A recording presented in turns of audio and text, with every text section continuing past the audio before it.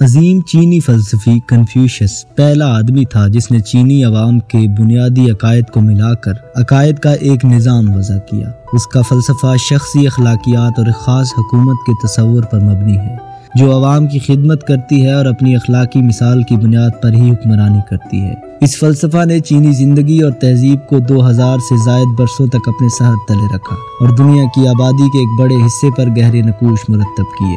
Confucius لیو کی مختصر ریاست میں 551 قبل مسیح میں پیدا ہوا۔ یہ شمالی چین میں شانتنگ کے موجودہ قصبے میں واقع ہے۔ بچپن میں ہی وہ والد کے سایہ سے محروم ہو گیا۔ اس نے ایک معمولی سرکاری عہدیدار کی حیثیت سے اپنی عملی زندگی کا آغاز کیا۔ چند ہی برسوں بعد اس نے اس عہدے سے استعفیٰ دے دیا۔ اگلے 16 برس اس نے تبلیغ و تدریس میں گزارے۔ اس سے پیروکاروں کی خاصی بڑی جمعیت حاصل ہوئی۔ جب وہ 15 برس کا تھا تو اسے لیو حکومت نے ایک عمدہ عہدے کے لیے منتخب کیا۔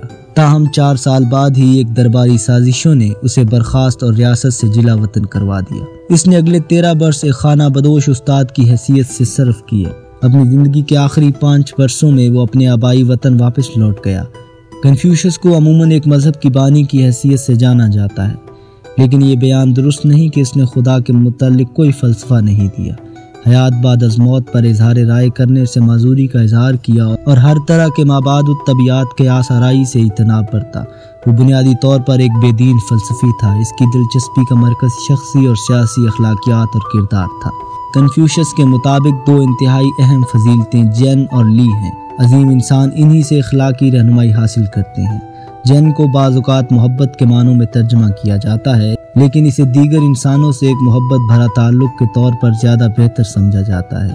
لی سے آداب، رسومات، رواج، اطوار اور خوش اخلاقی مراد لی جاتی ہے۔ کنفیوشس سے پہلے موجود اہم چینی مذہب کو اس کے خاندانی وفاداری اور والدین کے احترام جیسے رویوں پر اصرار سے بڑی تقویت حاصل ہوئی۔ کنفیوشس نے یہ بھی کہا کہ بیویوں کو بھی اپنے خاوندوں کا احترام اور اطاعت کرنی چاہیے اور محکوموں کو اپنے حاکموں کا خیر خواہ رہنا چاہیے۔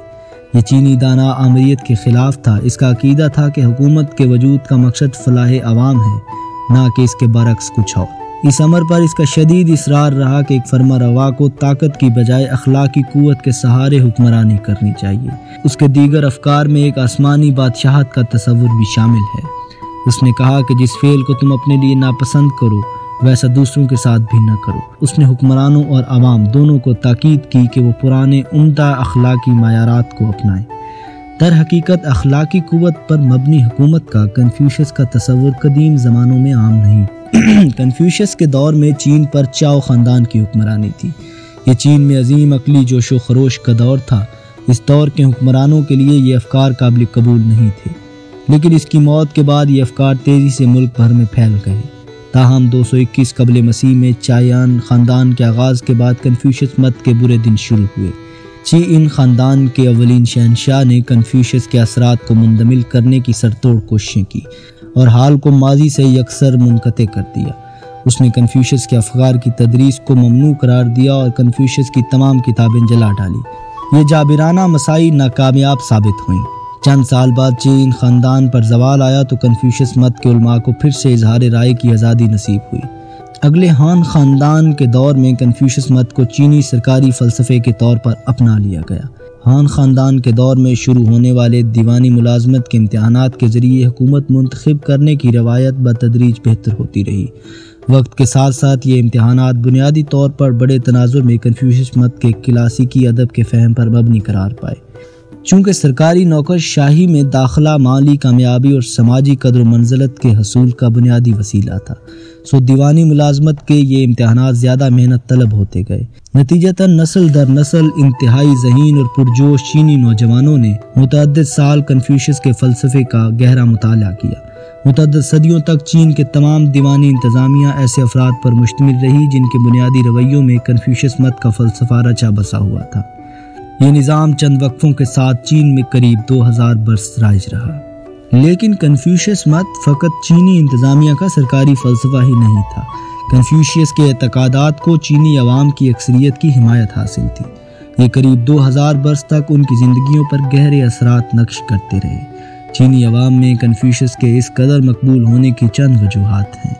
اول، اس کی اپنی اخلاص مندی اور دیانتداری پر کسی کو کلام نہیں تھا۔ دوم وہ ایک معتدل مزاج اور عمل پسند انسان تھا، نہ ہی وہ انسانوں سے ایک ایسی شے کا تقاضا کرتا تھا جو ان کی سکت سے مر رہا ہو۔ اگر وہ ان سے معزز ہونے کا مطالبہ کرتا تھا تو یہ دراصل اس سے دانش مند ہو جانے کا تقاضا نہیں تھا، اس کے افکار سے چینی عوام کے عملی میدان کا اظہار بھی ہوتا ہے۔ شاید یہی اس کی بے انتہا کامیابی کی کلید تھی جو اس کے عقائد نے چین میں حاصل کی۔ کنفیوشس نے کبھی چینی عوام سے اپنے بنیادی عقائد کو تبدیل کرنے کی خواہش کا اظہار نہیں کیا، بلکہ وہ ایک بین اور مؤثر انداز میں انہی کی بنیادی روایات کو دہرا رہا تھا۔ غالباً تاریخ میں کوئی دوسرا فلسفی ایسا نہیں گزرا جو کنفیوشس سے زیادہ اپنے لوگوں کے بنیادی عقائد سے اس قدر جڑا ہوا ہو۔ حکومتی فلسفے کے طور پر یہ عملی میدان میں نہایت مؤثر ثابت ہوا۔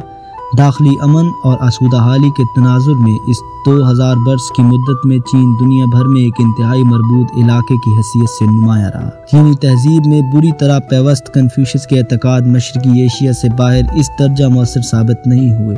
کوریا اور جاپان میں انہوں نے اپنے لیے مضبوط بنیادیں استوار کی۔ یہ دونوں ممالک چینی تہذیب کے اثرات میں لت پت تھے۔